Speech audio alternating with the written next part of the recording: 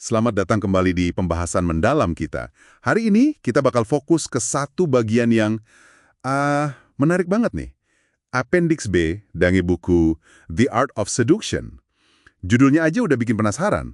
Rayuan halus, cara menjual apa saja kepada massa. Jadi sumber kita ya lampiran ini. Misi kita, bongkar taktik-taktik mempengaruhi orang banyak, tapi secara nggak kentara gitu. Anda pasti pernah ngerasain kan?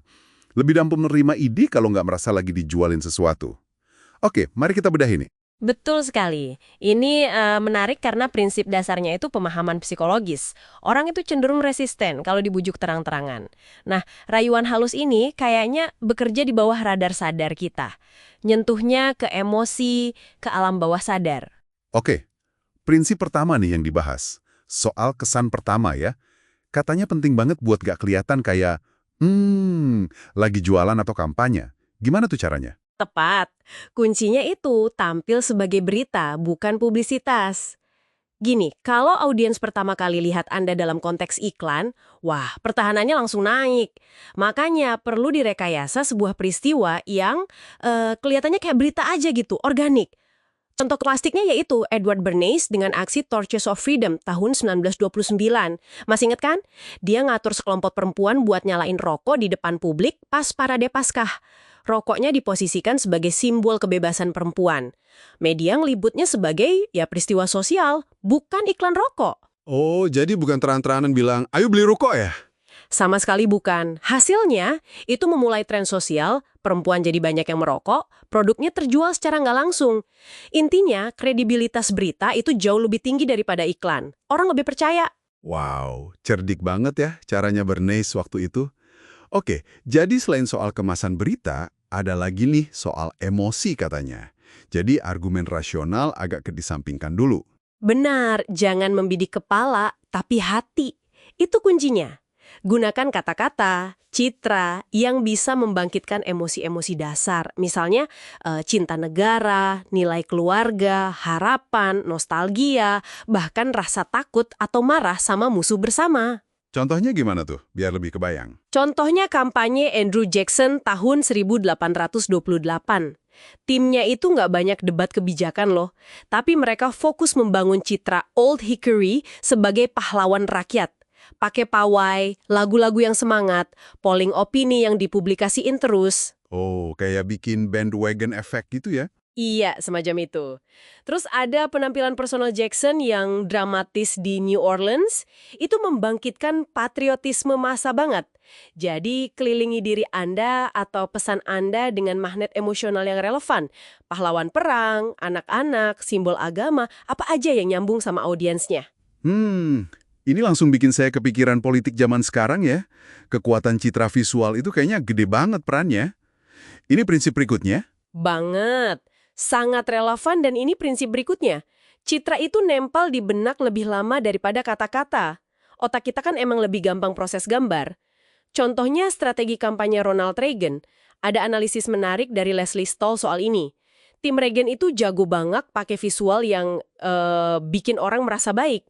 Reagan jabat tangan sama atlet difabel, resmikan fasilitas lansia, berdiri gagah depan bendera. Padahal mungkin kebijakannya nggak selalu sejalannya. Bisa jadi begitu, tapi visual positif ini kuat banget, kadang bisa nutupin substansi isunya. Pesan disampaikan lewat gambar yang bikin orang merasa, senang, bangga, optimis.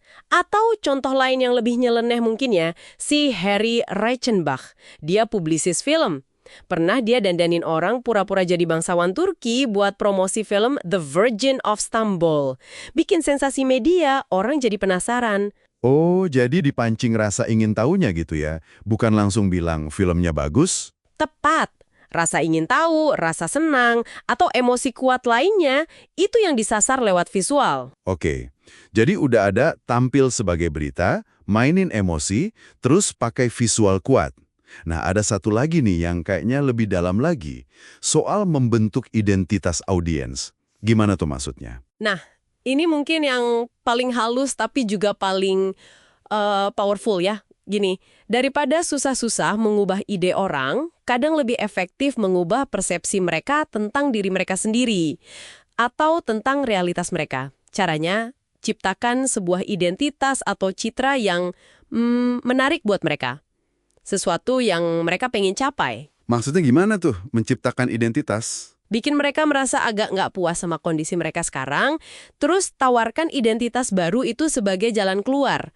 Anda seolah bilang, ini loh dirimu yang seharusnya. Dan cara mencapainya, ya dengan ikut saya atau beli produk ini, dukung ide ini.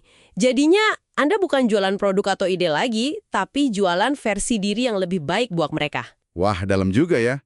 Jadi kalau dirangkum nih, rayuan halus ini intinya menghindari konfrontasi langsung ya? Iya, Lewat emosi, visual, bahkan sampai membentuk cara orang melihat dirinya sendiri. persis. Ini tentang menjual rasa senang, harapan, rasa aman, rasa memiliki, identitas. Bukan adu argumen, pesannya dirancang biar rasanya muncul dari dalam diri audiens sendiri, bukan dipaksa dari luar. Ini semacam seni mengelola persepsi secara diam-diam. Oke, kita udah kupas nih strategi-strategi kunci dari Appendix B. Tampil sebagai berita, menggugah emosi, pakai visual, sampai membentuk identitas. Cukup membuka mata ya soal gimana opini massa bisa dibentuk. Anda renungkan, pendengar kami, seberapa sering sih Anda terbeli sama sebuah narasi atau citra tanpa Anda sadar sepenuhnya? Dan setelah tahu prinsip-prinsip ini, gimana Anda bisa lebih jeli mengenali teknik rayuan halus ini dalam kehidupan sehari-hari? Mulai dari iklan, berita, sampai retorika politik. Sesuatu buat direnungkan mungkin ya.